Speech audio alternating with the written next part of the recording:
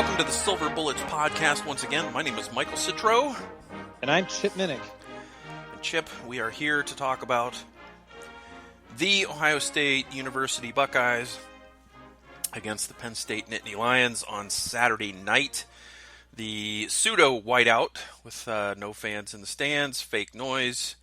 I don't know about you, Chip, but I think the crowd noise operator was a little bit off his game or her game because there were some like post-play sort of roars that would indicate, maybe there was a penalty away from the play or maybe there was a fumble or something at the end that we didn't see. And I got fooled by that like 3 or 4 times. I'm not sure if, as you said, the operator was off his or her game. It was annoying all the same, like it normally would be for a Penn State game. Yeah, and there was, of course, the lion roar.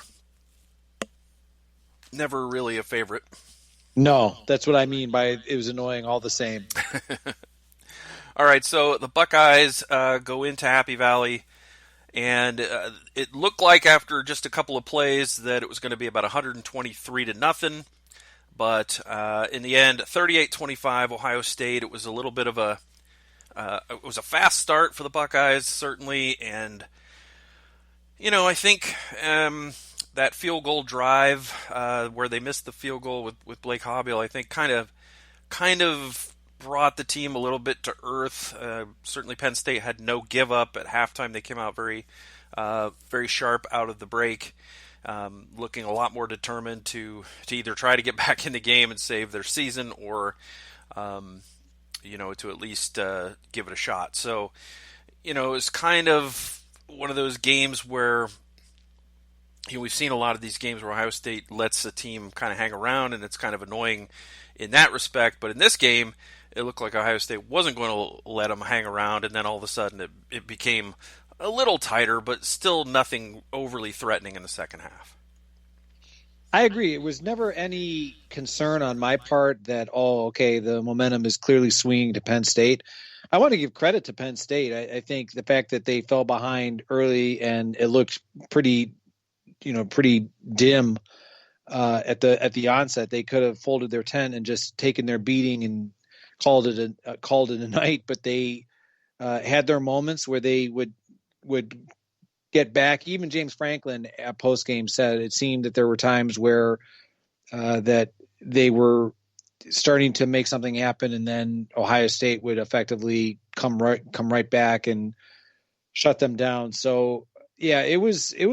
There were some weird moments. I know we're going to talk about them, but I agree. I think that missed field goal kind of gave Penn State a little bit of a brief spark of momentum, if you will.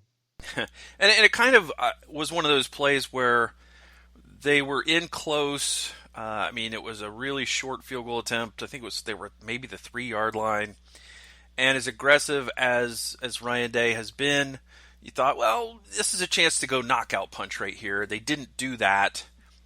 And as a result, it kind of left Penn State, at least the illusion that they were still in the game for a bit. There were some crazy plays in this. It started off with a crazy play, just a jet sweep with Garrett Wilson, who showed, that maybe he's not the fastest player on Ohio State because, he's fine, but he got run down from behind. It was a dynamic start to the game. With Garrett Wilson, like you said, on that jet sweep, like you said, he might not be the fastest guy. I think you and I, as well as probably a lot of our listeners, have gotten spoiled with somebody like Ted Ginn Jr. would have taken that to the house on that kind of a play. But I think that just set the tone right away for the aggressive style of play calling that Ryan Day had throughout the game. As there never seemed to be any kind of let up, so to speak. Mm-hmm. From there, Master Teague took it in from 4 yards out after a couple more plays. Penn State got stopped. Ohio State came right back down and scored again. Chris Olave, 26-yard pass, really nice catch by Chris Olave. And Ohio State again came out and stopped Penn State. But one team that can't be stopped by Ohio State is that team of zebras, Chip. And we saw maybe the softest roughing the passer of all the roughing the passers that have ever been roughed, and it kept Penn State's drive alive. They were able to get themselves down the field and kick a field goal to make it 14-3.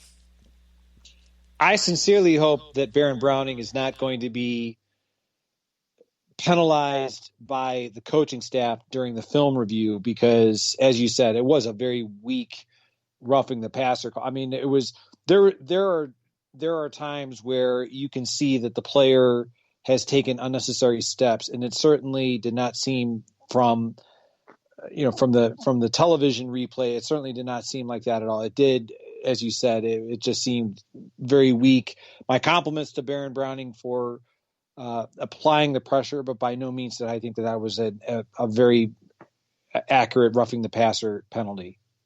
Yeah, I think Baron Browning could do that every game for the rest of the year and not get a penalty for it because, I mean, he hit Clifford in the middle. I mean, he didn't go high, didn't go low. Hit him like just a split second after the ball was out, and didn't really pick him up, slam him to the turf. He just tackled him. So I'm not really sure what the penalty was, other than we have to make this look good on national television and keep this from getting out of hand, I guess. And it looked at that point like it really could get out of hand until Penn State drove down and kicked that field goal. So that's how the first quarter ended, 14-3. The Buckeyes get the next touchdown. Jeremy Ruckert, 10-yard pass, one of two from him, and this was after the missed field goal from Ohio State, I believe, and then the missed field goal from Blake Hobbiel was the last we saw of him. Apparently, a groin injury that we didn't know about that he picked up in warm-ups, and Dominic DiMaccio had to do the kicking for the rest of the night. And most of it was just hitting the PATs and kicking off. With the exception of he missed his own short field goal late in the game. So apparently we do not want a game to come down to a short field goal. As far as you mentioning Jeremy Ruckert, I know we're gonna bring him up later on in the review of the game. I'm starting to wonder. I'm not saying it's going to happen, but I'm starting to wonder if the idea of the tight end being a legitimate passing option for Ohio State is really in the cards this year because somebody with his talent is a matchup problem for any opposing defense, and I congratulate Justin Fields for finding Jeremy Ruckert, not only on that touchdown pass that you referenced. I know we're going to talk about it later. As far as Blake Hobbiel, sincere best wishes that for a successful return, a healthy return. You don't want to rush back from that because not trying to sound like a doctor by any stretch, but I do know that those are the kind of things that if you don't give it the proper rest, recuperation, that can be a lingering concern. So I will do my best to calm your anxiety about any need for a last second field goal to win the game for Ohio State. I certainly believe that Ohio State's going to, do everything they can to get Blake Hobbiel squared away, and if not, get Dominic DiMaccio prepared for not only the game against Rutgers, but any of the other upcoming Ohio State opponents. Yeah, I mean, it's a good thing is you're probably not going to come down to a kick against Rutgers or Maryland, and then it's Indiana. You would hope that also wouldn't come down to a last-second field goal, but it's possible, I guess, with Indiana. They've shown themselves to be a good team, and I guess we'll see how it is. But that was about to be all the scoring for the first half, Chip. It was going to be 21-3 at the half. Ohio State went for punt block, didn't get it, ran a couple of fairly conservative plays on the next drive, and decided to go ahead and take a knee on fourth down with just 2 seconds to go on the clock. And it appeared that they did that, but then hold everything. We come back from commercial, and they're reviewing it upstairs. And I noticed this when it happened live, that the clock didn't appear to start on time. And sure enough, they handed Penn State the ball and let them kick a field goal, make it 21-6 at the half. It didn't end up hurting the team in the long run, but you could tell Ryan Day wasn't very happy about it. And I think it was Adam Jardy who posted a photo Might not have been him, so maybe I shouldn't call him out. Somebody posted a photo on Twitter of Justin Fields after he had taken 2 steps backward from the center, and it still said 2 seconds on the clock. It was balderdash, and that's I could say something that I don't want to get us bleeped by any of the podcasting entities, but I mean, what a joke! I mean, it was blatantly obvious that clock had run out. As we were talking earlier about how annoying it was with the sounds. How I can only hope that the Big Ten is going to make a public apology to Ohio State for the manner in which that was handled, because that's the kind of thing where, as you said, it didn't hurt Ohio State on Saturday night, but if that were to happen in another game to Ohio State or any other Big Ten team, where just because the clock operator decided to get a little cute with the way that they were running managing the time, I mean, that could have severe consequences for a team by not necessarily running the clock properly. Yeah, well, Chip, first of all, I can't believe you're going to use that kind of language here on the podcast, using the B word like that. But my apologies. But yeah, it was not. It was. I mean, isn't the rule that if the clock is running and you try to get up and spike it, there have to be at least 3 seconds left on the clock, or the spike will not count because you'll run out of time. It's something like that. But 2 seconds and Justin Fields, even if it's 2.999999 seconds, he takes the snap. He kind of pauses, takes a step back, takes another step back, pauses again, and then kneels down. I don't know what universe that's not like Ryan Day said he thought it was at least 4 seconds. And, but I think Tom Moore and Tony Gerdeman touched on this in their reaction show, post-game reaction show. And I thought this at the time. If the object is just to run out the clock, just roll Justin Fields out so he's outside the tackle box, throw the ball 20 yards down the field out of bounds, and that's going to easily eat up those 2 seconds. Lesson learned, hopefully. Like you said, if that was the objective, so be it. I mean, it certainly seemed in the sequence of events that led up to that, because if memory serves, I remember Ohio State was using their timeouts prior to getting possession of the ball, and then their play calling was a little, like they were running the ball, and it seemed like, why are you doing this if that's what, So anyway, I agree with you. I think Ryan Day was naturally incredulous at the chain of events that allowed Penn State to not only get the ball but kick that field goal that gave them 6 points. So I would just say that in the future, like you said, just roll out Justin Fields, or in the future any Ohio State quarterback for that matter, and just make sure that it's clearly marked 0 at the end, so you don't have to deal with this nonsense. Yeah, and it was a 50-yard field goal. It was in the conditions there. I mean, it wasn't terribly blustery or anything, but 50-yard field goal, and you could tell it gave Penn State a little bit of a lift going into the locker room. They got the ball first to start the second half. They come out and score to make it 21-13. Jahan Dotson made a couple of circus catches in the second half of this game, and I know a lot of people had some angst about Shaun Wade's coverage, but his coverage was pretty good on the first one. Guy makes a circus catch. Second one, probably offensive pass interference, and the guy still has to make a circus one-handed catch to get into the end zone, to catch it and get in the end zone. I'm not going to fault Shaun Wade on that. And a lot of people were tweeting, "Oh, that sound you hear is Shaun Wade's falling draft stock." And I'm like, well, he's going up against another probably future NFL player here, and pretty much held his own. The guy made 2 amazing catches, so I don't think any scouts are going to hold that against Shaun Wade. I certainly hope not.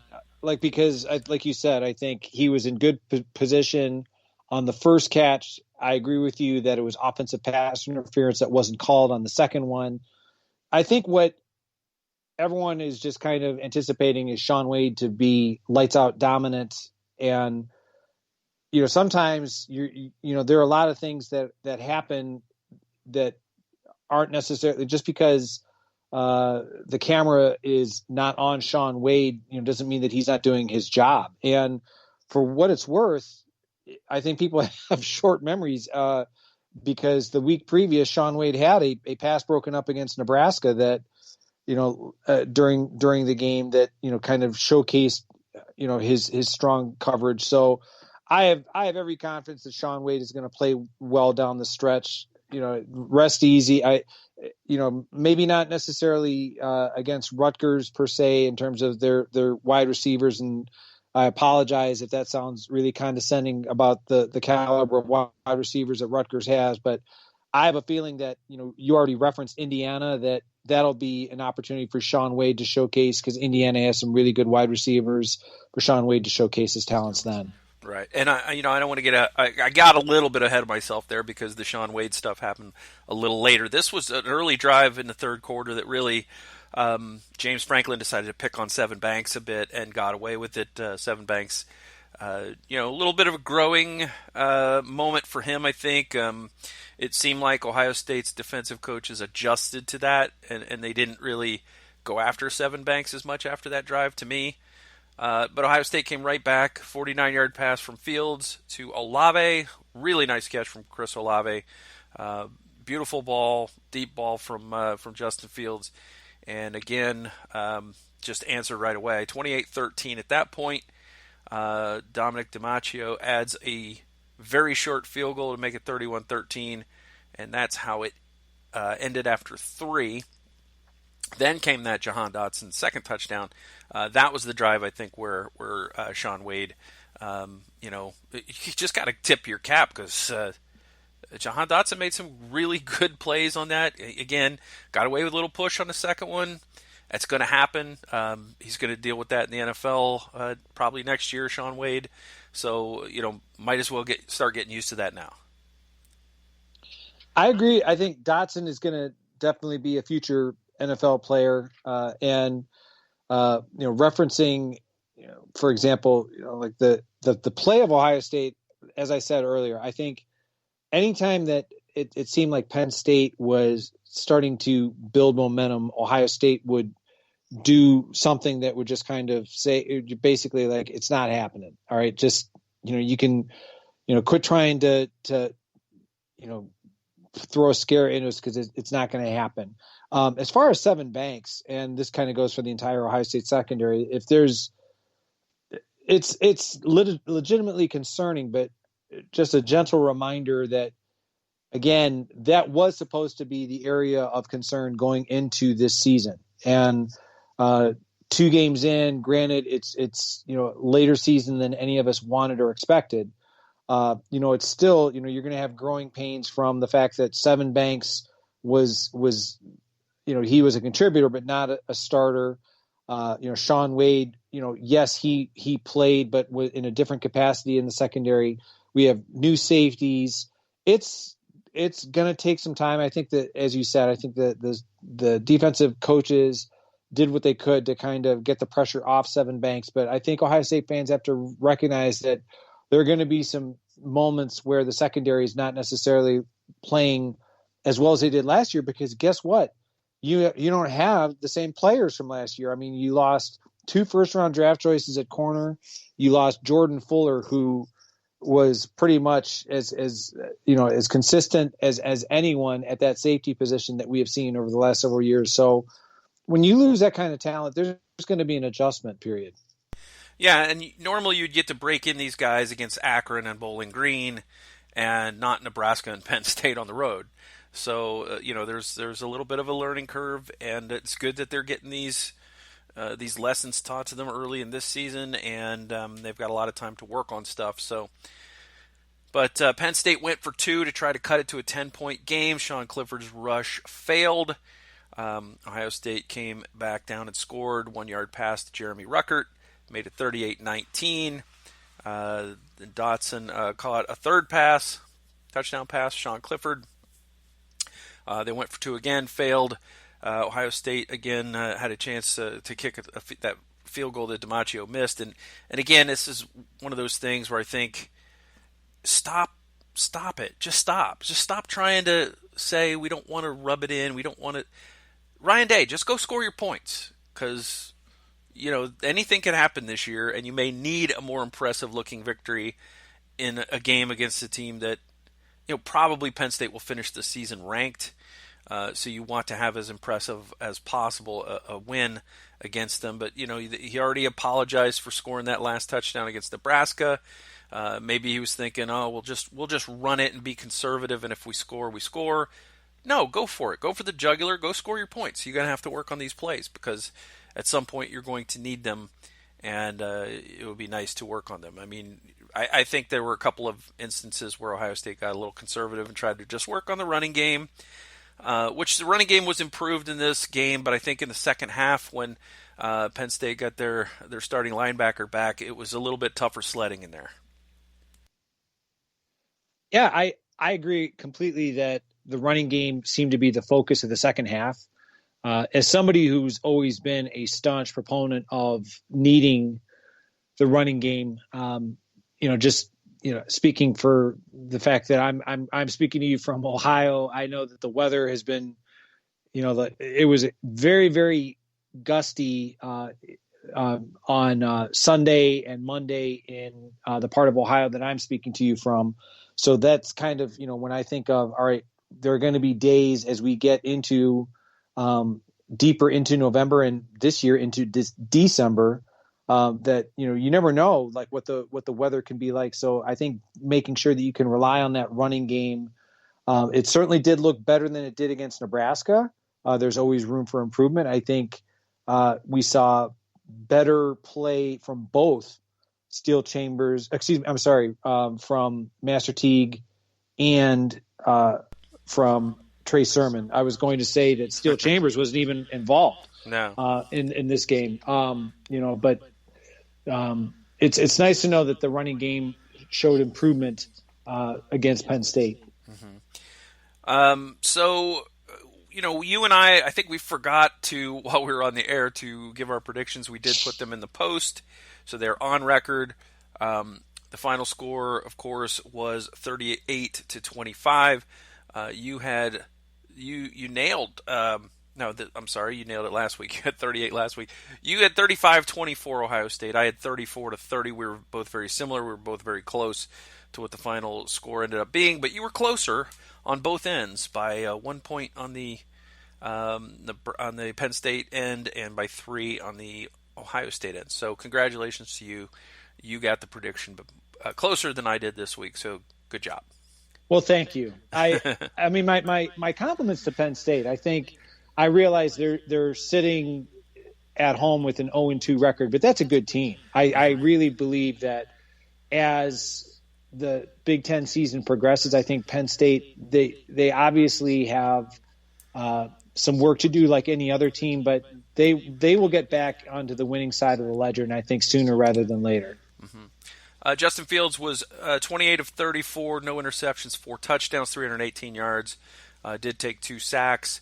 And it was funny because his first incomplete pass in this game was off of Garrett Wilson's hands in the end zone, and you would expect that to be caught. It wasn't the easiest catch to make, but you would expect him to bring that in. But he's just playing lights out, Justin Fields, and we're very, very spoiled as Ohio State fans. After Dwayne Haskins to go right into Justin Fields. So another huge night for him. Master Teague, 23 carries, 110 yards and a touchdown. Trey Sermon, 13 carries for 56. 62 yards on 1 carry for Garrett Wilson. So decent game running the football without having to rely on Justin Fields running it.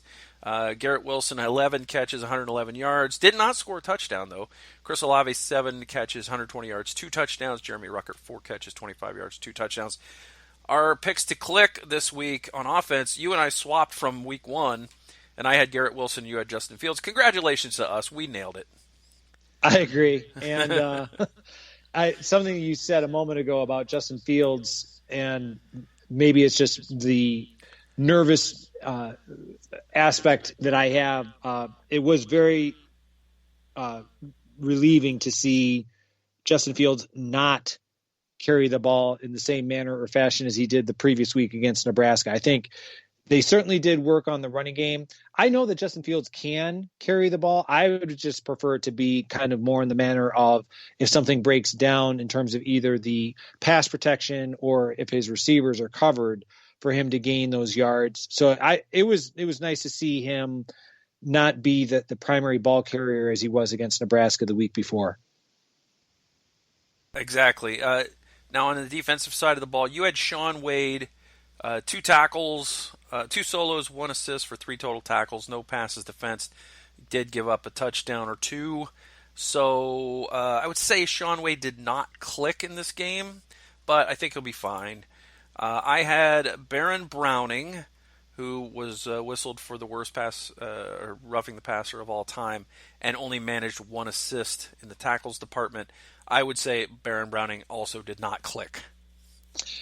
I will give some credit to Baron Browning for the following. He actually had kind of a very athletic pass defensive move against Pat Freiermuth that was somewhat impressive. But yeah, I mean, I think Baron Browning, I said it before, I'll say it again. I thought that was kind of a ticky-tack roughing the passer call. I mean, and, I think by and large, Sean Wade, we referenced it. I think he'll be fine down the stretch.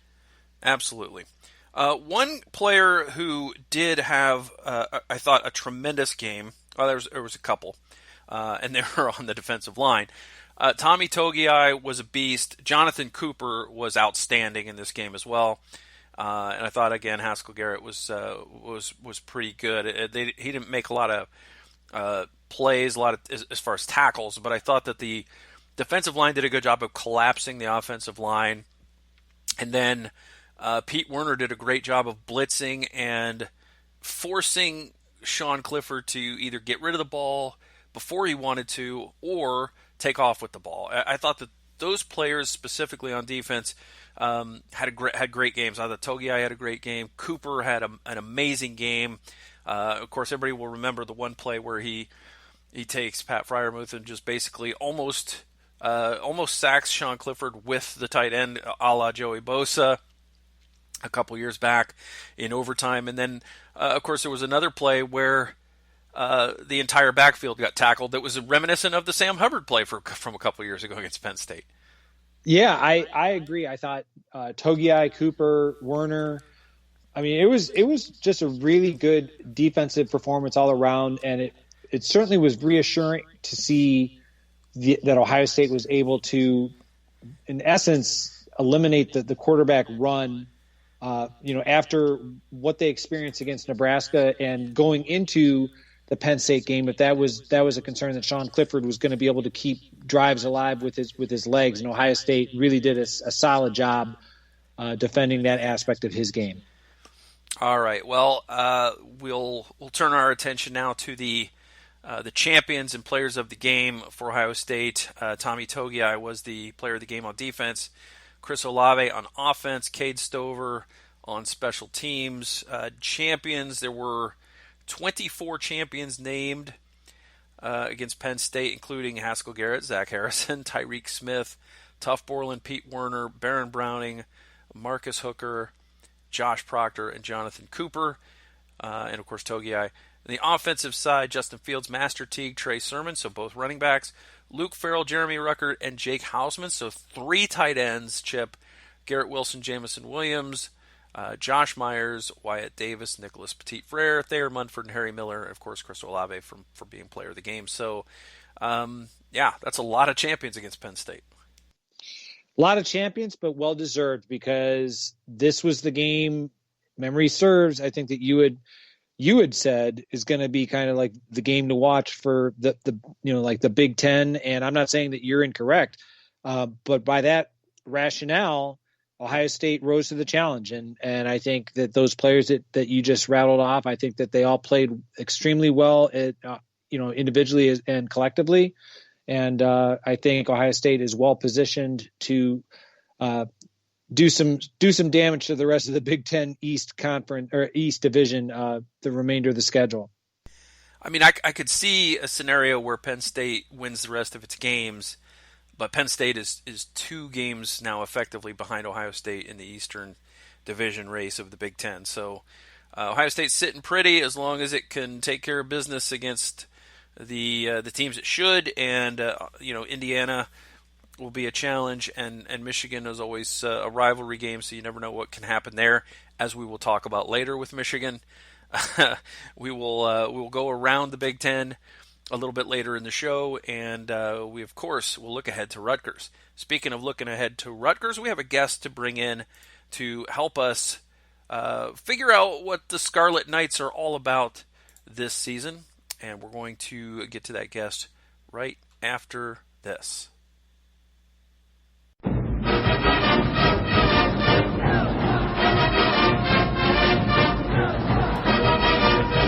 All right, joining us now on the Silver Bullets podcast, we're happy to have with us Greg Patuto. He is a writer for On the Banks. That is a blog over at SB Nation. They cover Rutgers Scarlet Knights football and basketball. Greg, thanks for joining us on the Silver Bullets. No problem at all. Thanks for having me.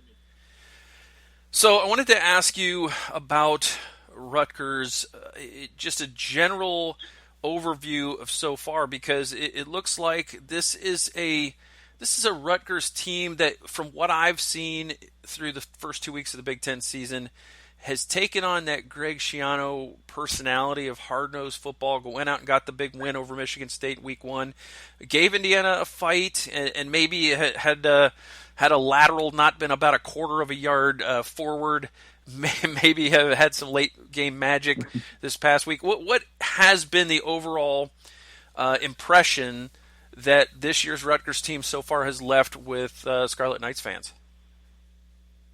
The overall impression so far has been pretty good. Like you said, Greg Schiano came in and really changed the culture, and I think that's been shown right away through the first 2 games. Getting that opening season win, they entered the season on a 21-game losing streak in Big Ten games, so getting the first one out of the way was huge for the team, for their confidence moving forward. The defense has been playing real tough. We saw that with the game against the Spartans, 7 takeaways they had. First quarter against Indiana, they even had them, stymied a little bit until they lost Mohamed Touré. He went out with that targeting call. He was ejected from the game early, which kind of it hurt them moving forward because they had trouble getting to the quarterback after that. But overall, on the defensive side of the ball, you could see that toughness and that culture change that Schiano brought in. Offensively, it's still a work in progress.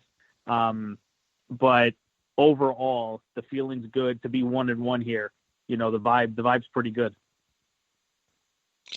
So, Greg, I'm curious, as somebody who recalls how well of a job Greg Schiano did the first time, one of the things that was kind of a trademark of Greg Schiano the first time around was kind of that dominant running game. And this is, as you just said, it's kind of, like a work in progress. It looks like from an outsider's perspective that Rutgers doesn't really have that real, that one guy that they can rely on. It's more of like a committee approach. Can you talk about the running attack for Rutgers? Yeah, the rushing attack's interesting because that was something I was looking for too, with Schiano coming back to Rutgers. And Isaiah Pacheco coming in was the lead back. He was supposed to be number 1 on the depth chart, and he has been. He's been getting the most touches, but he was stuffed against Indiana. He had 24 yards, I'm pretty sure. Didn't get in the end zone. It has been a committee. If you look at the Michigan State game, Aaron Young was able to get going a little bit along with Pacheco. Week 2, it was Kayron Adams who broke out. He had a 37-yard touchdown run. Only touched the ball 5 times, but had 63 yards. And like I said, Pacheco had 9 carries, 24 yards in that game. And then, of course, the quarterback, Noah Vedral, they use him in the ground game as well. A lot of option stuff. We've seen Johnny Langan, the backup quarterback, carry the ball in, QB draw, kind of wildcat situation. So Schiano's come in and he has used every running back, and he's addressed it post-game after each game that he's going to continue to, kind of ride the hot hand, see what they could do. And whoever is, looks the best at that time, they're going to ride. They don't have that, turn around, hand the ball to a guy 30 times a game. So they got to use what they have. Looking at the defense, you talked about them, having been improved, and I've seen the improvement in them from what I've watched on TV.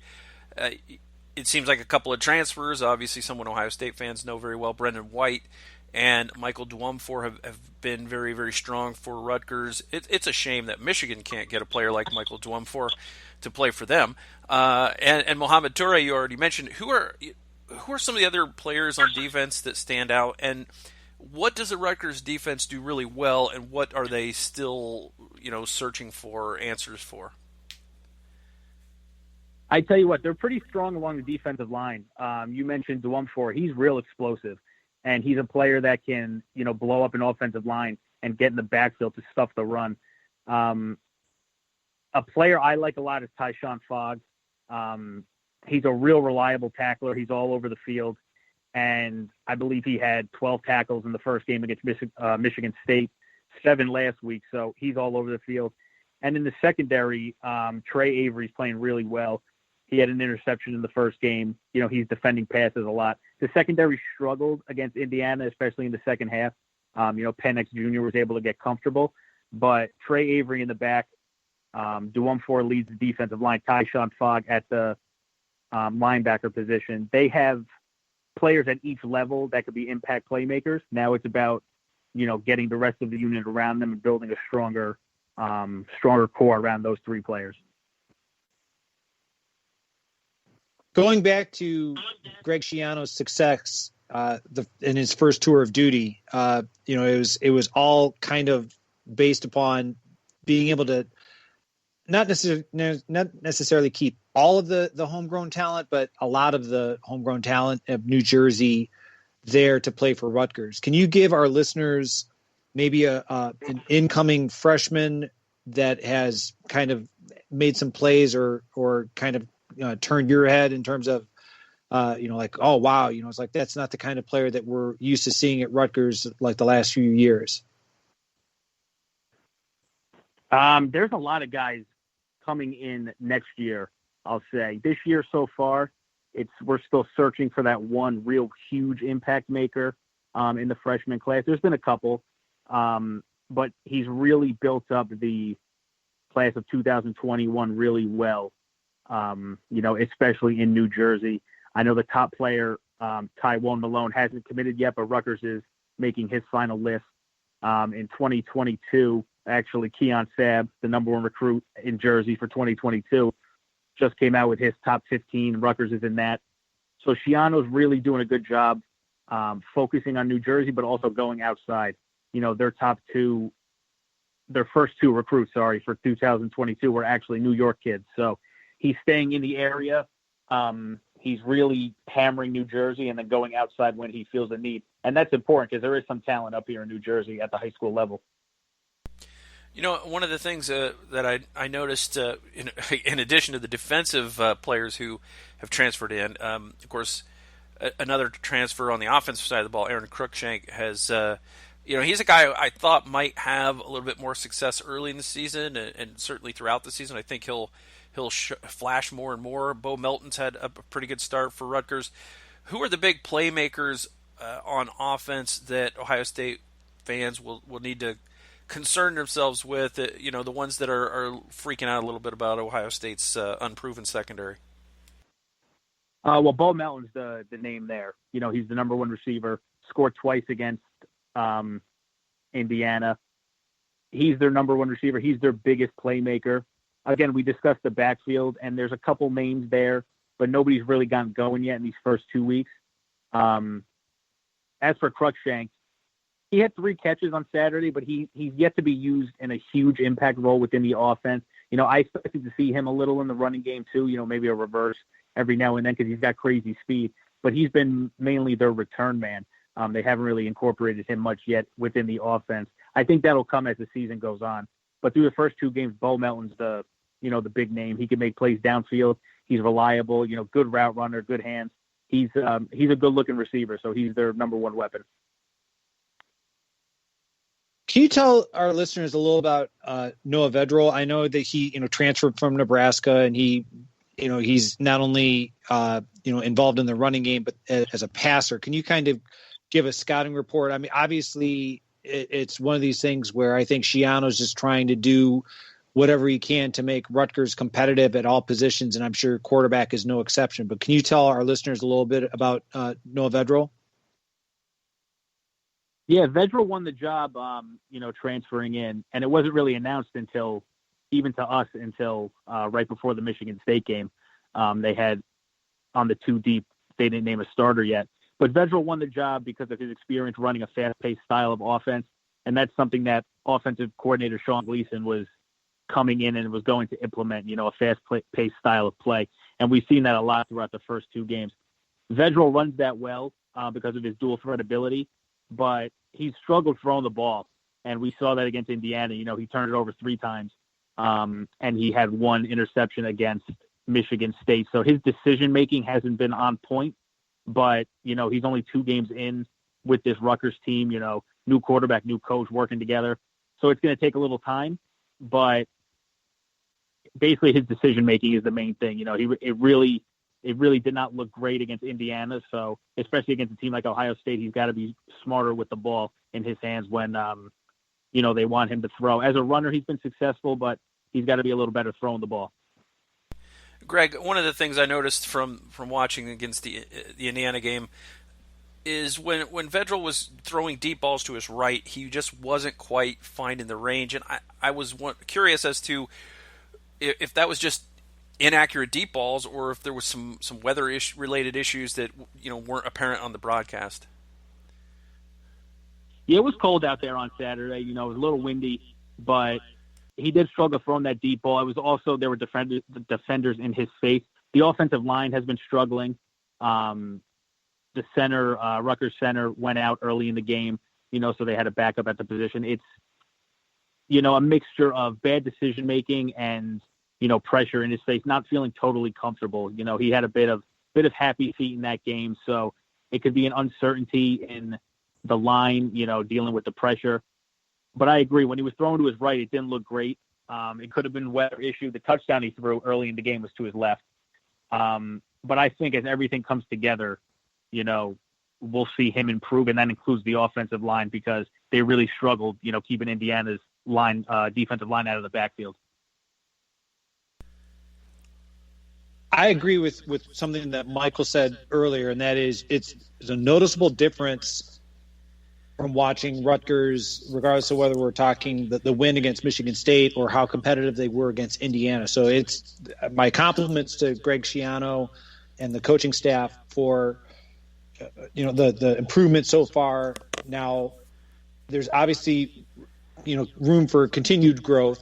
What do you see are like the biggest areas? I know you talked about the recruiting classes that he's coming in, but like which specific position groups is Schiano addressing? Like, is it on the offensive and defensive lines? Is it, that quarterback position? I mean, any and all kind of position groups do you think that they're going to be really focusing in on to kind of build a foundation to get Rutgers to being competitive again?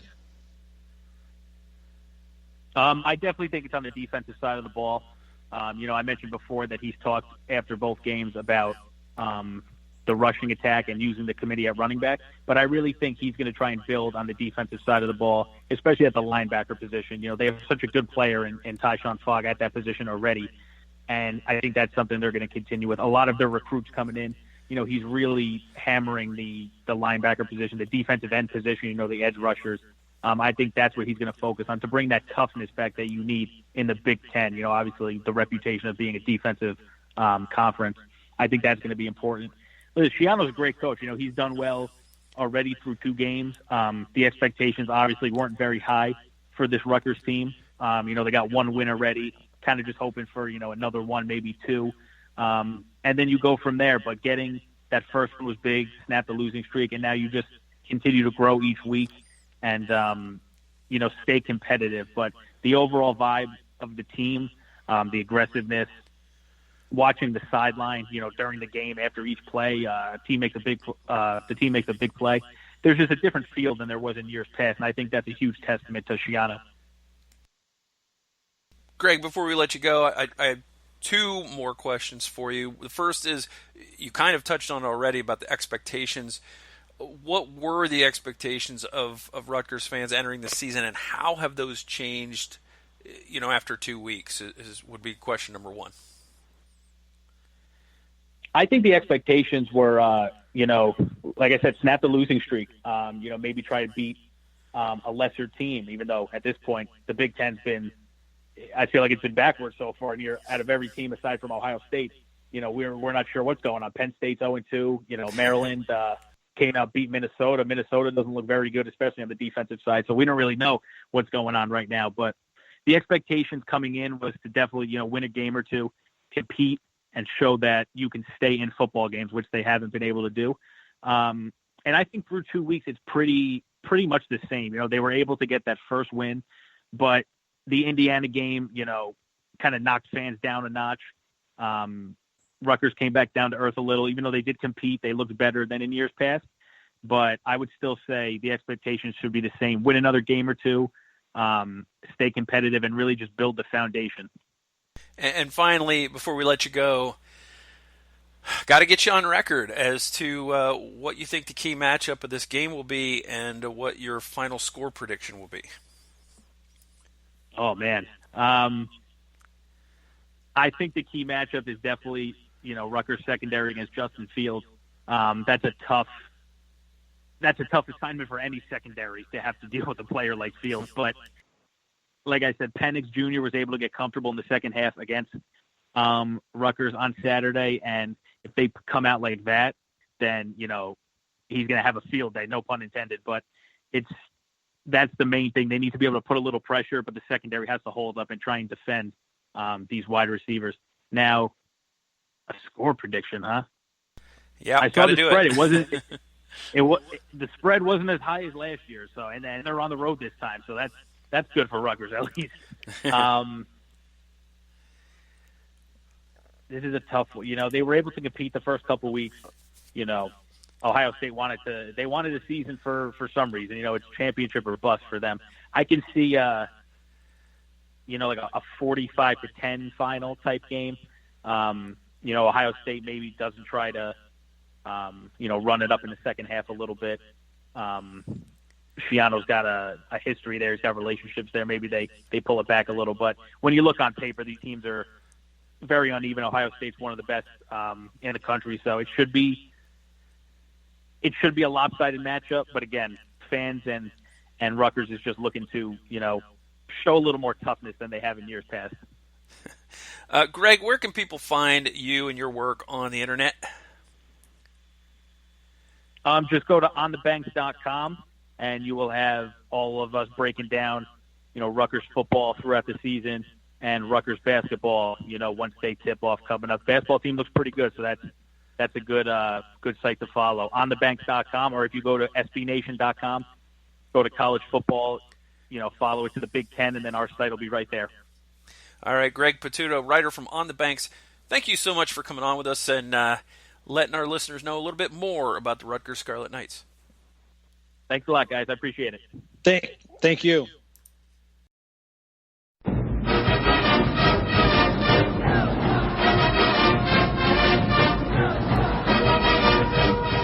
All right. Well, once again, thank you to Greg Patuto from On the Banks for sharing his knowledge of the Scarlet Knights of Rutgers. That's a team that I think a lot of Ohio State fans probably don't know as much about. They probably don't pay as much attention to Rutgers and maybe some of the teams in the Western Division. They probably know the Michigans and the Penn States and maybe the Spartans, but maybe not as familiar with a Rutgers or a Maryland or some of the Western Division teams. I completely agree. I think when I think of Rutgers' time in the sun, that was, and this is not meant in a disparaging way, when you think about, that was like 15 years ago when Rutgers was, they were up there, now granted it was in the Big East. That's how Greg Schiano, he was able to, when the Big East was still a thing, was able to turn that program into a very competitive unit And then when he left, I mean, it just kind of fell off the college football radar. Now, granted, they've been in the Big Ten, but let's face it, they've been pretty much the Big Ten whipping boy, at least of the Big Ten East division, since they came on board 6 years ago. So I think Greg Schiano, it's going to be a challenging job, but he's done it before. It's going to be even more challenging the second time around because the competition is that much better. Mm-hmm. But I think he can do it. I really think he can make Rutgers a competitive team. He's already shown what he can do with what was left for him.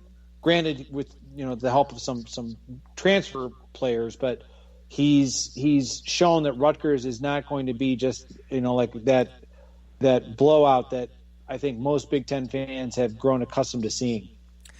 I think for a program like Rutgers, Chip, it's. I would be, if I were there, I would be really using that transfer portal and hitting that hard. You're going to see top recruits leaving top programs because they're not getting playing time or they're not satisfied, and to be able to pick up a Noah Vedral and an Aaron Cruikshank and a Brendan White and a Michael Dwumfor, that's a great recruiting class right there. I agree. I mean, Brendan White, that will always be one of those, you wonder what was happening behind the scenes, because the trajectory of his Ohio State career from a couple years ago, and then when the new coaching staff, defensive coaching staff that is, came in, and everyone thought he was going to be playing, that bullet position that, that, as I think you accurately stated, well, that's actually Pete Werner. That pretty much ended Brendan White's Ohio State career. I'm happy to see that he's doing well at Rutgers, but I think you make a very good point that for every Brendan White, for every Michael Dwumfor, those are players that saw an opportunity to play for a well-respected coach. Greg Schiano is well respected throughout college football, and there are players still in the NFL from his first tour of duty at Rutgers. He can get guys to the NFL, so the NFL respects his player development, his eye for talent. So I think you're onto something. I think that the transfer portal will accelerate Rutgers' return to respectability, and I certainly believe that, as Greg said, with recruiting, because that's kind of where Schiano, how he did it the first time. I think if he can keep as many of the local talented players of New Jersey home to play for Rutgers, it's just going to make the Scarlet Knights that much better.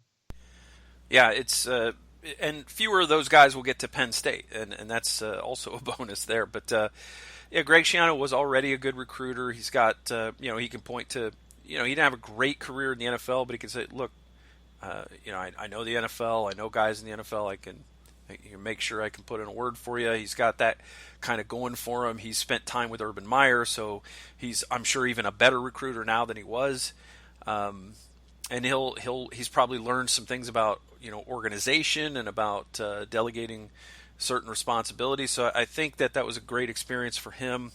And I think you're right. I don't think Rutgers is going to shoot to the top of the Big Ten East anytime soon. What you're looking for there is bowl eligibility. If Rutgers in this Big Ten East can get to bowl eligibility year in and year out, then I think that's a good level for that program. Certainly. And let's look at the team that Rutgers just played, and granted they lost, but they played them competitively throughout most of that game. And I'm obviously referring to Indiana. And Indiana is one of those teams that I think they've kind of found with Tom Allen a similar kind of niche of, all right, this is how we're going to play, and this is what we have to do to be competitive against Ohio State, Penn State, Michigan. As you said, getting to bowl eligibility is a worthwhile goal. Rutgers isn't going to get there this year, but that's okay. It took, put it in context. It took Greg Schiano 5 years the first time around. Now, I don't think it'll take him that long to do it the second time around. I think that transfer portal, as you referenced, is going to help in that regard. But yeah, I think Rutgers has a really good shot at if they can cultivate and keep a lot of the local talent, like you said, from going to Penn State.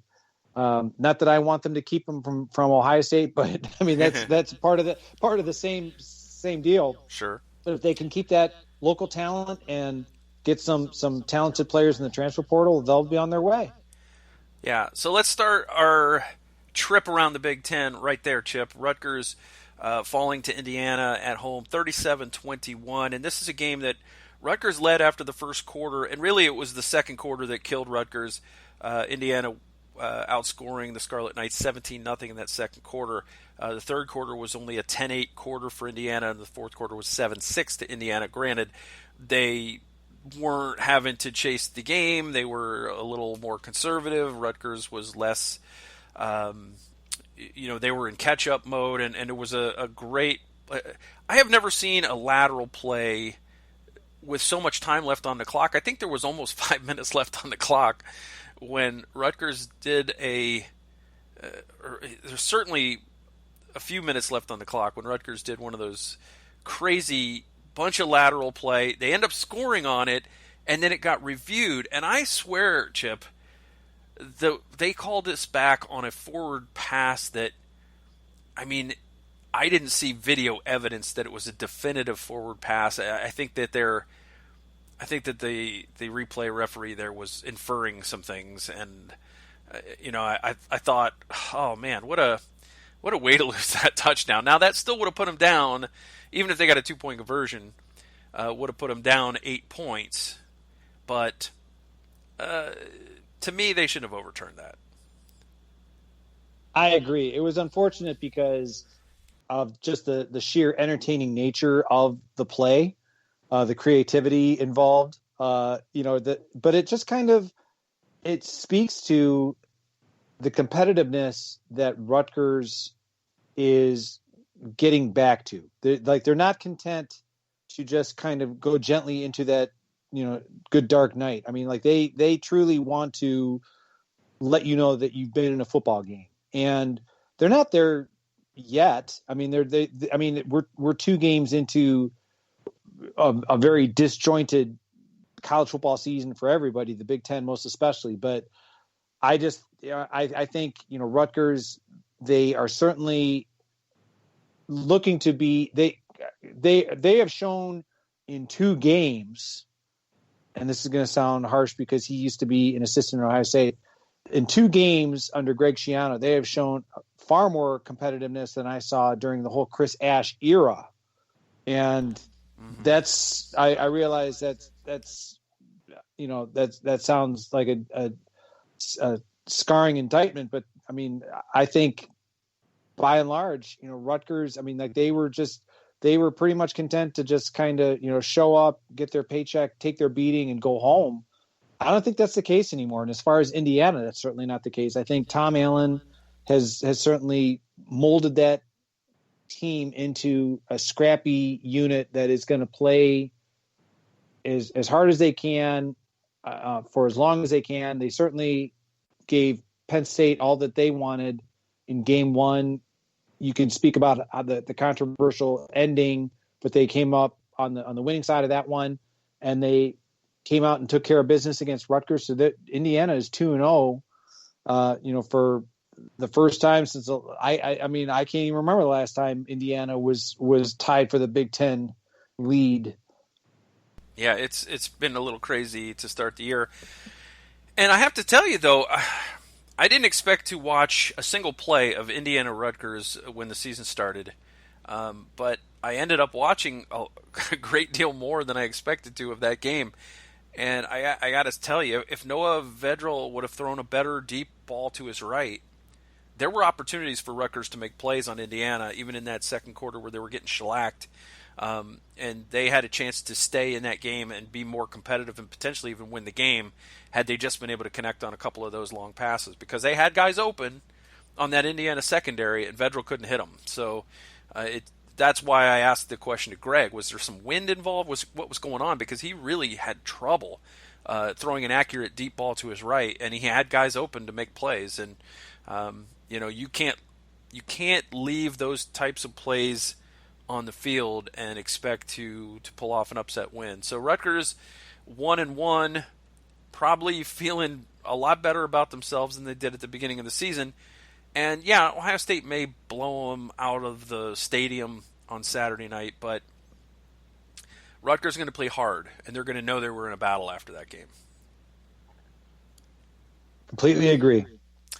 All right, let us turn our attention toward Purdue and Illinois, and this was a game I thought Purdue was going to just really walk away with, but it ended up being a close game in the end. Illinois, their rally came up short. They ended up losing 31-24 at home to Purdue.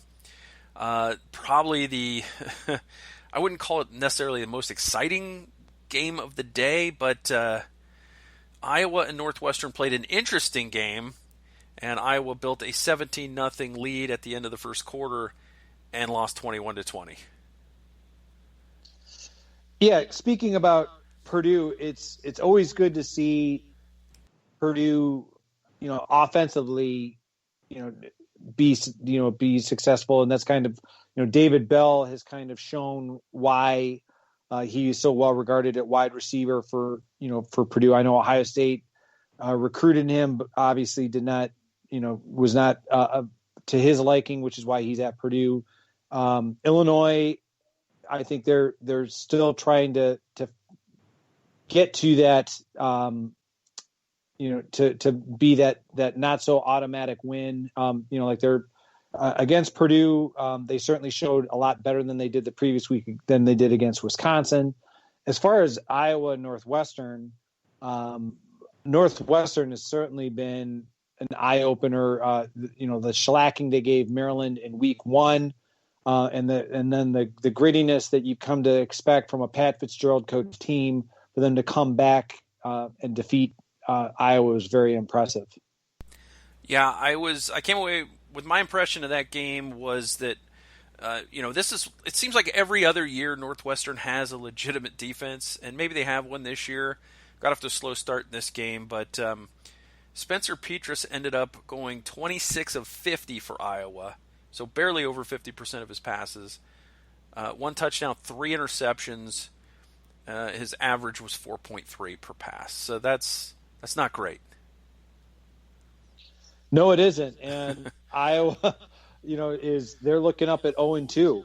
So they've got to do something to try and turn that around quickly. I think you and I, when we did our predictions of the Western Division teams, I think we got them upside down. Yeah, you're absolutely right. I mean, it's been very, very humbling to see. If I take very, very small consolation in the fact that it's not just us, but almost everybody, as it related to, in terms of the predictions, by and large thought, oh, okay, well, I know we haven't talked about them yet, but, Minnesota will be good and Iowa will be good. And it hasn't been like that at all. Exactly.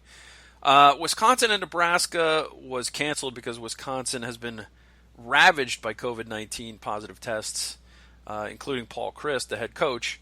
That's tough to see. Nebraska went out and tried to find an opponent out of conference. The Big Ten said, no, we're not going to allow that.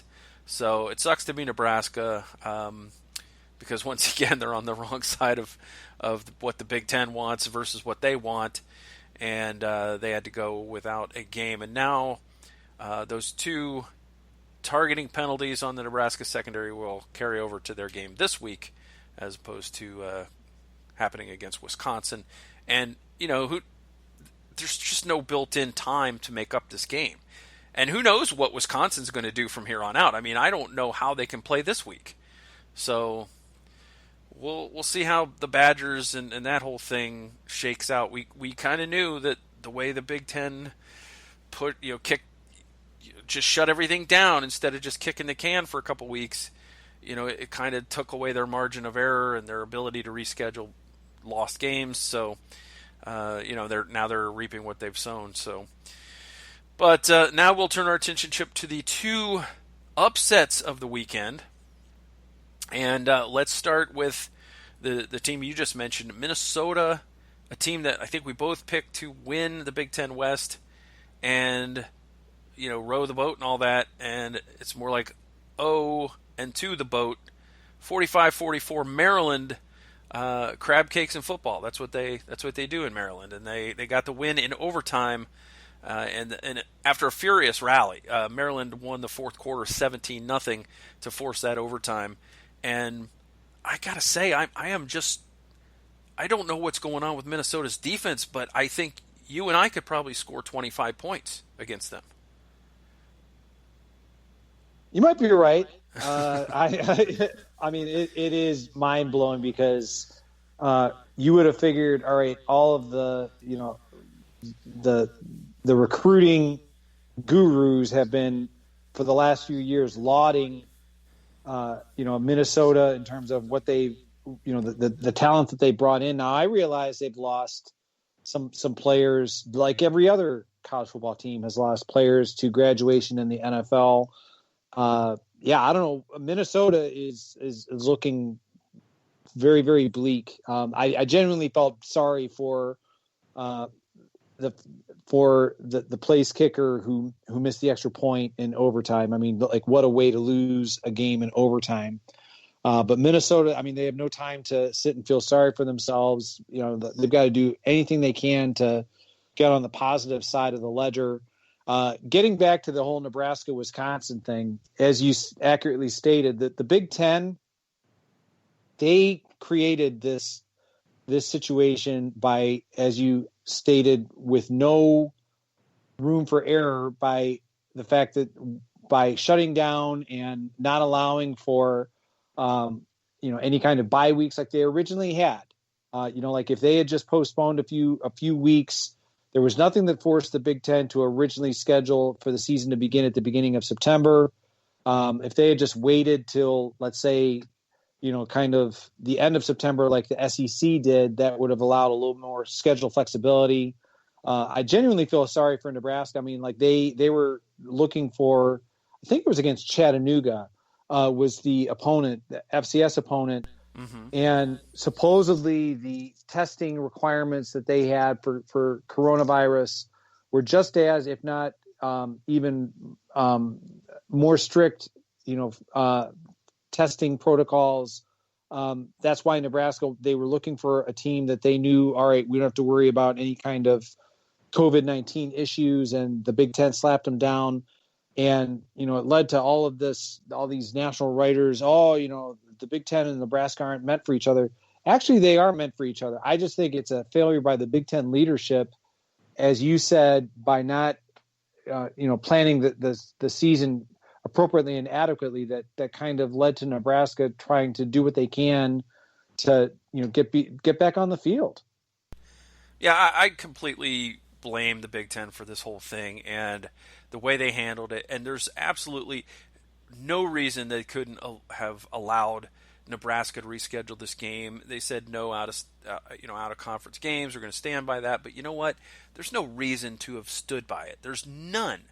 And like you said, I mean, if they've got just as stringent COVID-19 protocols, it's really just comes down to the Big Ten looking down their nose at other conferences and saying, well, we don't trust them to do it the way we do it, and therefore we're going to say no. And that just stodgy, narcissistic view of the world is what most of the country hates about the Big Ten, and especially the SEC. It's this holier than thou attitude. You start with you have to be with a certain respectability in terms of academics as an institution to be allowed in, and all of that. And it's just like, get over yourself, Big Ten. That's what I say. I agree. It's just kids playing football. It's not This is nothing that you need to be, concerned with. So, anyway, I do feel bad for Nebraska. But Minnesota and Maryland. Minnesota, you're right. You missed the extra point, and that would have caused the game to go into a second overtime. But Jake Funk, 21 carries, 221 yards against the Minnesota defense. Yeah, I felt happy for that kid based on, I believe he has quite the extensive injury history, but you're right. That's when you said earlier when describing Minnesota's defense about how you and I could have probably put up a lot of points on them ourselves. They got to do something because they haven't played against some of those opponents in the Big Ten West. For example, we were just talking about Nebraska. We were just talking about Wisconsin. Some of the better offensive teams. So they've got to figure something out. Purdue's offense is going to shred. I mean, Minnesota, the Golden Gophers defense is basically made out of paper mache right now, and Jake Funk ran right through that paper mache, over it, trampled it, ground it into the turf with his cleats. Taulia Tagovailoa looked like Tua Tagovailoa with a 26 for 35 day, 394 yards, 3 touchdowns. This is a kid with talent, but I mean, they, again, like I said, they made him look like Tua in this game. And, considering how Maryland played against Northwestern, I think the Terrapins are somewhere between what they showed against Northwestern and what they showed against Minnesota. And I think, with Minnesota, I mean, I'm not sure, when it came to, when you look at that team defensively, I know that they have a new defensive coordinator, and they also, in terms of, for example, they only have 5 starters returning from last year, but even so, I mean, they've got to figure out something, scheme wise. I mean, it can't just be, as much as you and I both really respected, Antoine Winfield Jr., it can't be, just losing him that has impacted that poor defensive play. Yeah, not good enough for Minnesota. Not even close. That brings us to our final game of the weekend in the Big Ten. Not the final one played, but the final one we're going to talk about. And that is the Battle of the Mitten State, Chip. Michigan State going into the Big House and walking out with a victory. Getting the dub. Sparty, yes. 27-24. And all of the hype that Michigan fans felt from week 1, gone. I freely confess that looking at that game, based on the results of Michigan State losing in week 1 to Rutgers, the fact that we were just talking about how poor Minnesota looked against Michigan, I thought, man, Michigan's just going to steamroll Michigan State. And what got me thinking, and it's eerie to have these kind of thoughts, is on Friday night watching Maryland, who they had been steamrolled the previous week by Northwestern 42-3, and you're seeing Maryland play, be able to put the kind of points they did up against Minnesota. I'm thinking, how bad is Minnesota? Which, like that. And I even turned to my wife, who's mathematically superior to me. My wife's a it's a CPA. I freely admit she's a CPA. There's a reason why she balances a checkbook, and that's all fine and good. But like the transitive property, right? Like if A is, greater than B and all this kind of, I'm like, is that the transitive property? Right. Because I'm sitting there thinking, all right, how, Michigan probably isn't as good as I thought. And then the results started to speak for themselves on Saturday afternoon. I mean, my compliments to Mel Tucker. I think Mel Tucker is certainly, going to have his work cut out for him I think that that's a rebuilding job. From where Mark D'Antonio had them a few years ago, that's not the caliber of Michigan State team that was going toe to toe with Ohio State. I mean, like the talent is not there. But you never would have thought, when from watching that game, which was, remarkable, that Michigan State, I mean, like that looked like the program on the rise. Certainly not Michigan, and it might be a very long season up in Ann Arbor for Jim Harbaugh, because it certainly did not. In all facets of the game, but especially defensively, Michigan State, they made no secret about it. I mean, it was, Rocky Lombardi dropping back to pass and finding a true freshman wide receiver, Ricky White, open deep repeatedly. And I'm sure you saw it on social media that Michigan fans were lamenting, if this is what Michigan State is going to do to us, what are we going to do when we play against Ohio State and the caliber of quarterback and wide receivers that the Buckeyes have?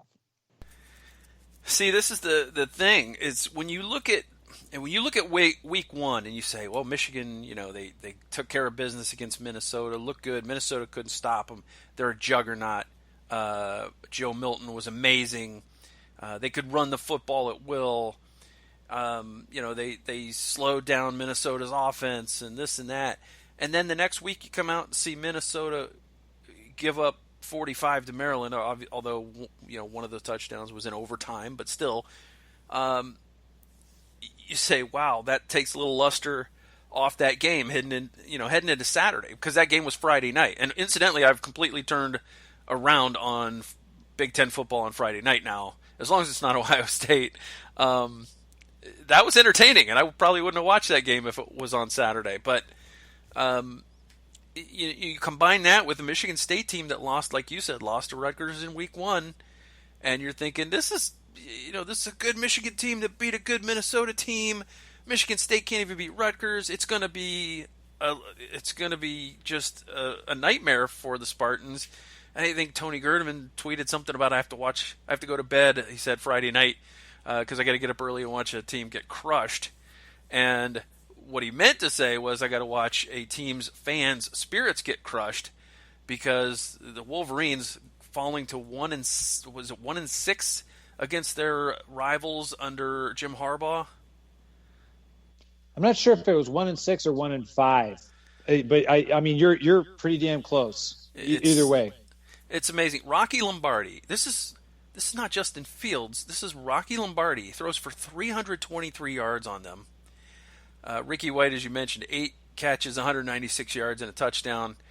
And Michigan's leading rusher was Joe Milton, 12 carries for 59 yards. This was not a good performance by Michigan.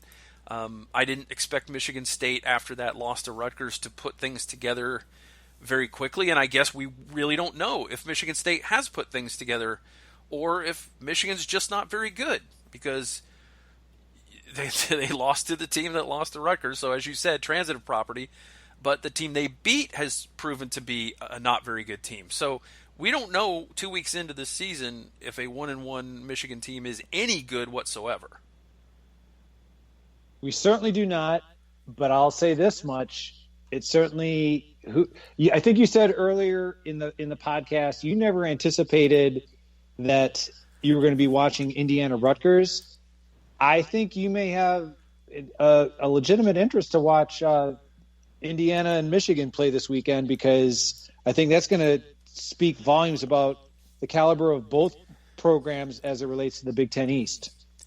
That is a noon kickoff, Michigan at Indiana, and either Michigan will try to get back in the race, or they'll be completely out of it, and it will be Ohio State and Indiana competing for the Big Ten East.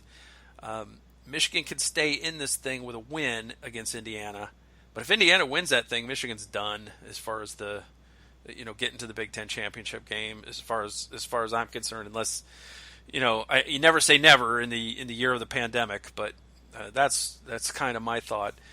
So noon for Michigan, Indiana.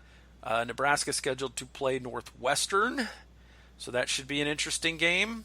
Michigan State will play Iowa, so we will see.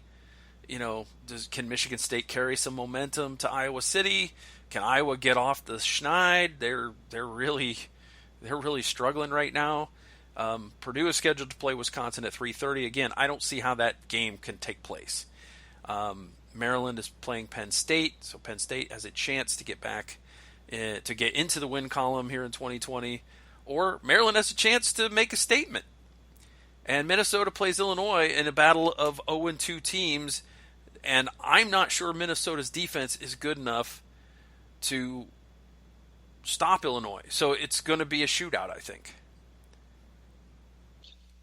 If Illinois beats Minnesota, I'll say this: it's gonna. I mean, like the winter of discontent up in Minnesota, because all of the hype that surrounded PJ Fleck in terms of he's building this team, that'll all be gone. Yeah, all that goodwill's out the window. It'll be hashtag Fire Fleck.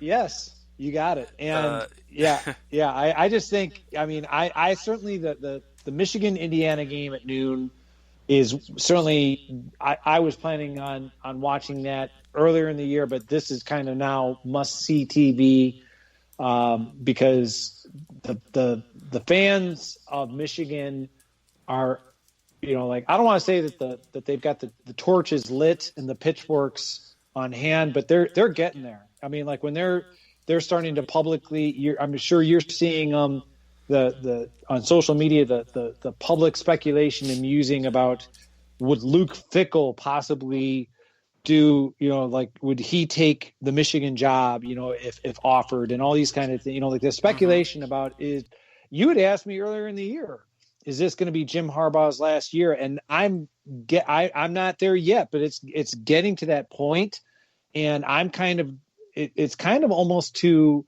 if I had to guess, I think it's closer to that mode of the circumstances that led Jim Harbaugh to lead the 49ers to come to Michigan, where the 49ers didn't fire him, and Michigan, was able to get him. I think at the end of the year, if an NFL team, I can't imagine why, were to approach Jim Harbaugh, I don't think Michigan would really put up a fight, about it. So I think we're getting to that point. Yeah, he hasn't been extended yet, so yeah. I think that speaks volumes. I mean, you look at his record again in the rivalry games, and there was a stat today that since Jim Harbaugh has been at Michigan, Michigan is the only team that has yet to pull an upset win, I think is the stat that I read. Like the only team in the country that hasn't upset anyone. That seems plausible. I mean, I know that Gerd and Tom have talked about this on their podcast, and I think they're right. It just seems as though ever since that fateful game in, when with the fourth down and the spot that didn't go their way with JT Barrett, was that 2016? It seems as though that it seems as though they have never ever recovered from that. Like it seemed like that was their moment to kind of to regain momentum in the rivalry, and it was gone. From that point on, it's just been downhill, not only against Ohio State, but I mean the record in the bowl games is terrible. The recruiting has fallen off. Like you said, they haven't extended him with only 1 year left on his contract. I mean, I think things are starting to get really dicey up in Ann Arbor. I don't get the sense that Jim Harbaugh likes recruiting that much, that he's necessarily very good at it. And I think what you see is, everything starts at the top. And if you have an Urban Meyer or a Ryan Day at the top, then that trickles down. If you have a Jim Harbaugh at the top, that also trickles down. So make of that what you will. That's just the way I feel about it. It's my opinion. And, I'm fine with it, though, if Michigan wants to give him a lifetime contract. That's all I'm saying. Oh, absolutely. Yeah. A lifetime and then some. All right, Chip. Let us turn our attention to our mailbag because we have a question that we got through Twitter, and there's a couple ways that you can ask us anything here on the Silver Bullets podcast.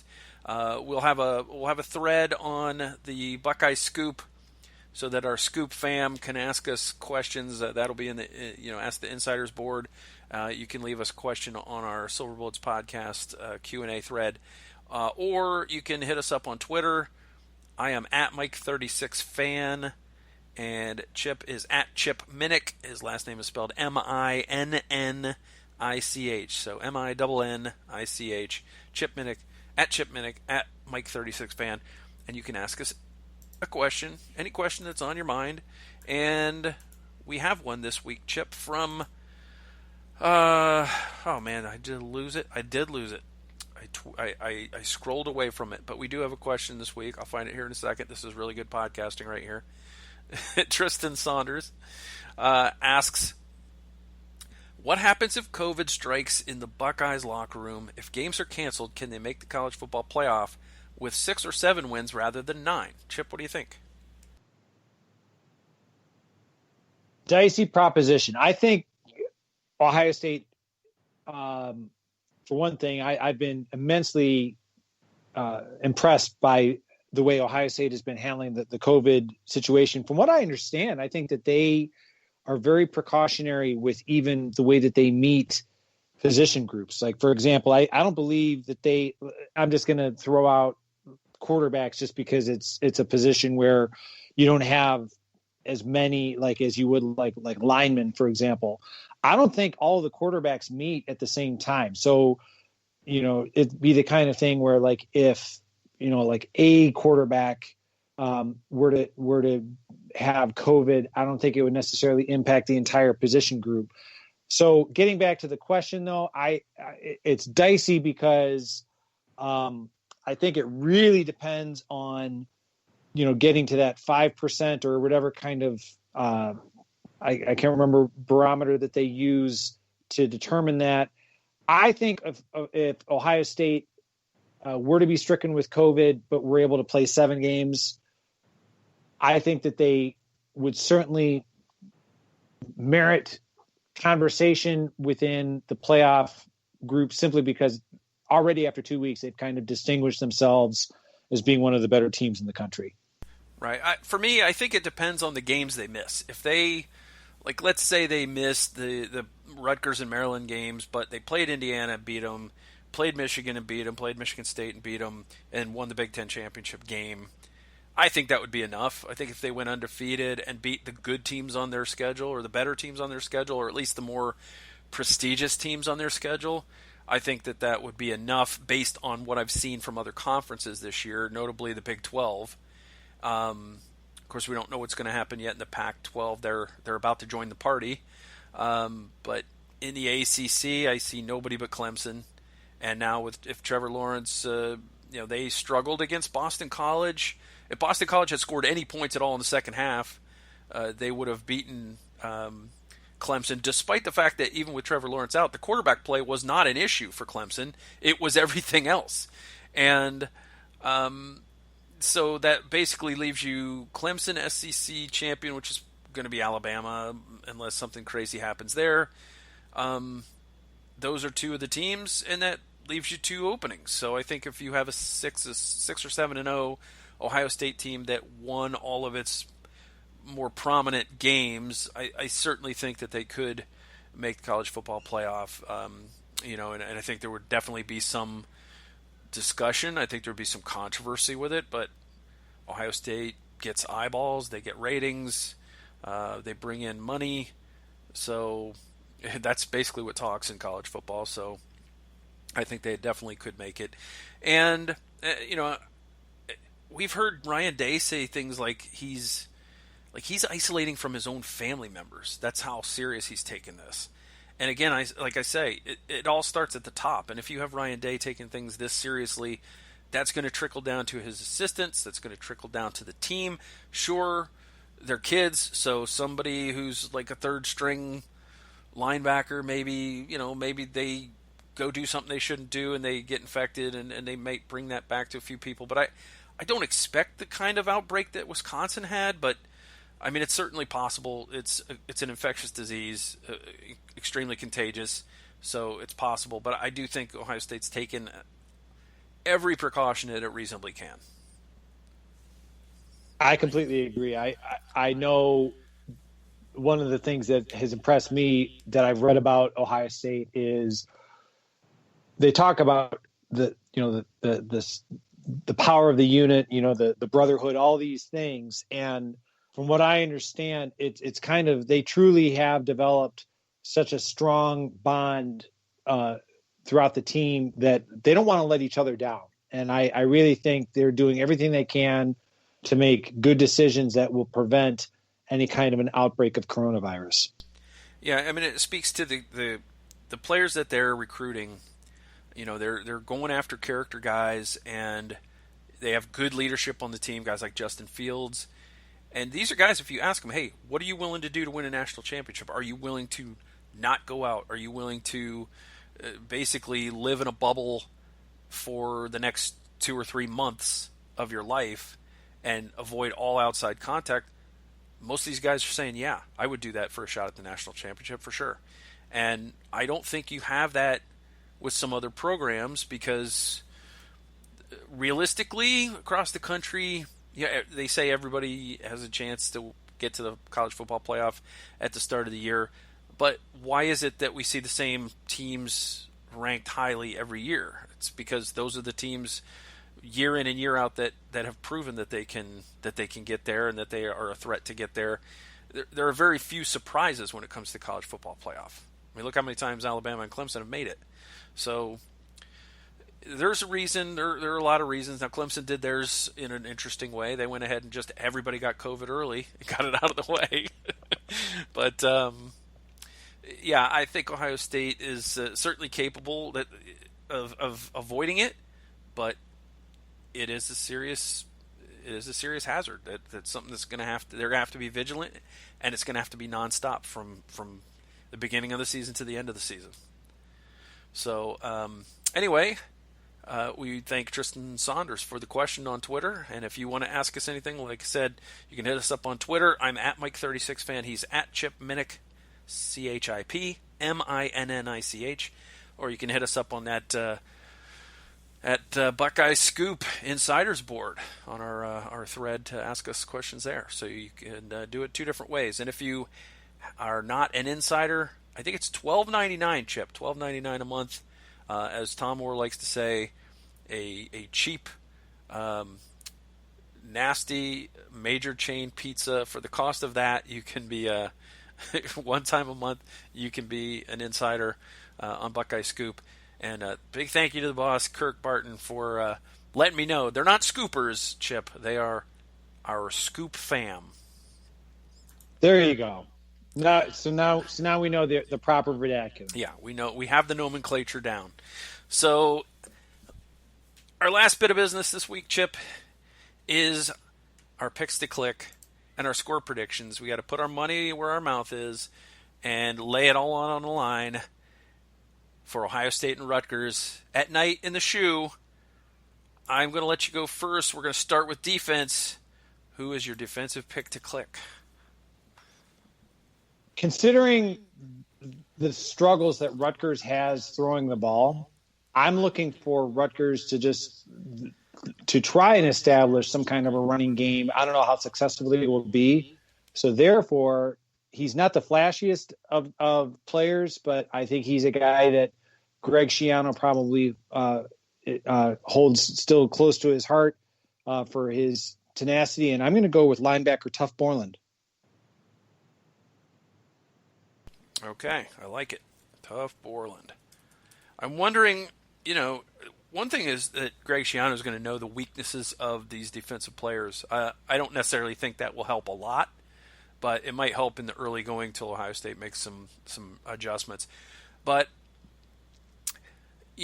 our guest this week, Greg, had pointed out that the offensive line for Rutgers was struggling a little bit. I don't think that's a good sign against Ohio State.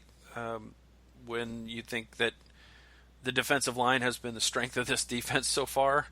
I'm going to go Jonathan Cooper because I think he'll have some plays in both the run and pass game.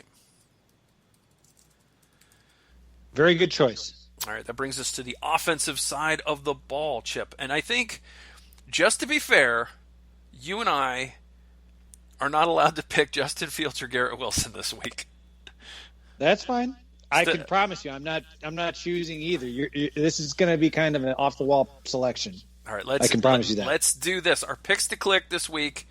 We're going to have to make it a little more challenging because it's just too much like stealing to pick Justin Fields and Garrett Wilson.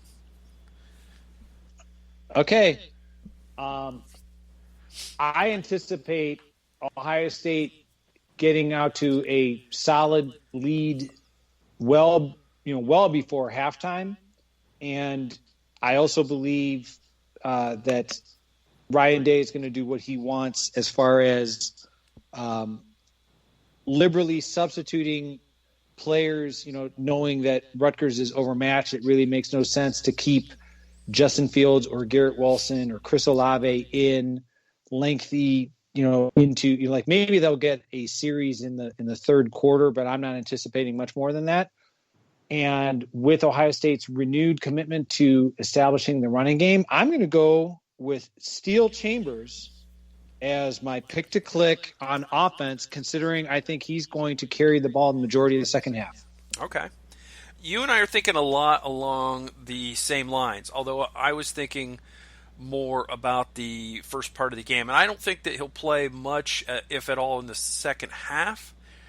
But I'm going to go with Master Teague. I think he'll rack up somewhere between 80 and 110 yards in the first half, and that'll call it a day.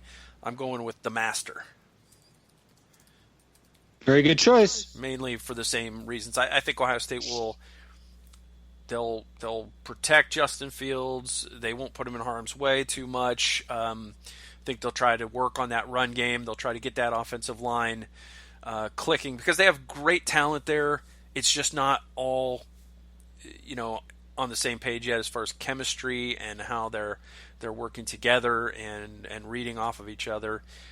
So I think that they're going to try to get that going. And I think it helped that they had some success against Penn State, and I think they'll continue to try to work on that because it's not where it needs to be yet for when they get to the end of the season. If there's a Clemson, if there's an Alabama waiting for them, and I know those defenses have had some issues this year against some teams, but you look at their defensive lines and you think, and their linebackers, and you think these are teams that can stop the run when they have to. Ohio State needs to be able to run the ball even against teams that can stop the run, and I think that they'll work on that all year. And I think that Rutgers and Maryland will be the types of teams that they'll try to get that done against and to build off of that. So you and I both taking running backs, and Steel Chambers may end up with more carries and more yards, but I think that Master has a big first half, and I'm going to consider anything over 75 yards a click for Master Teague if he only plays half the game. That's fair. All right.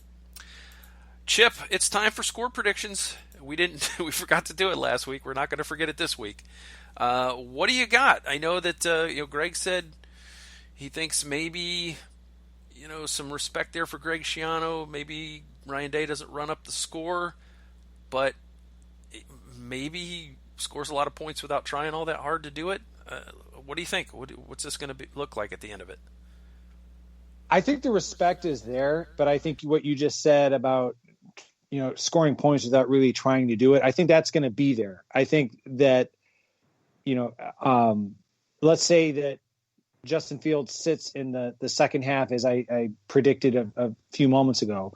I don't see how you can tell Steel Chambers or any of the backups who come in, I don't want you to score. I think, they're going to do everything they can to run the ball to try and burn the clock as much as possible to avoid running up the score. But by the same token, I think the talent is there on the field that they're going to want to showcase what they can do, and it's going to be difficult for Rutgers to stop. So I'm going to go Ohio State 56, Rutgers 7. Okay, we're not too far off. I had already written down mine, so you had 56-7. I had already written mine down as 55-17. I think maybe Rutgers with their their tougher, hard-nosed approach, maybe they keep fighting and score some points toward the end of the game against the backups. Maybe they get 3 points early or even 10 points in the first half, and then maybe they get a late score. So I'm thinking around 55-17. So you and I are pretty close. And we'll come back next week and we'll see how we did. Looking forward to it. All right, so that will do it for this episode of the Silver Bullets podcast. And we want to, once again, thank our guest from On the Banks. We were very happy to have with us Greg Patuto, and we're really it's been fun, I think, this year hearing from people who are followers of these teams each week. I think this is a nice new wrinkle we've added to the show, and hopefully our listeners are enjoying it as well. Maybe you can give us some feedback on Twitter about that as well. Again, you can find me at Mike36Fan on Twitter. He's at Chip Minnich, Minnich. Where else can they find you, Chip, on the internet? They can find me as a contributor to Athlon Sports. So, speaking of Ohio State Rutgers, look for you already got the final score, but look for a prediction article on Athlon Sports later this week. All right, you can find my stuff at Buckeye Scoop. Of course, I am the grumpy old Buckeye, and I will tell you every week what really grinds my gears about every game. And sometimes it's hard to find things to get angry about, and it took a while in that Penn State game. I think the first thing I wrote down was the roughing the passer call. So it was pretty deep into the game already by the time I found something to write down, because you really had no business being too upset with the way Ohio State handled business at Beaver Stadium on Saturday. So we will come back, Chip, next week. We will review how Ohio State and Rutgers went. We'll walk around the Big Ten like we always do, and then we'll just keep going. We'll prepare for the next one, and it's kind of what we do here. Looking forward to it. Looking forward to talking about Maryland next week. All right. That'll do it. Thanks, everybody. We'll see you next week. Go Bucks. Go Bucks.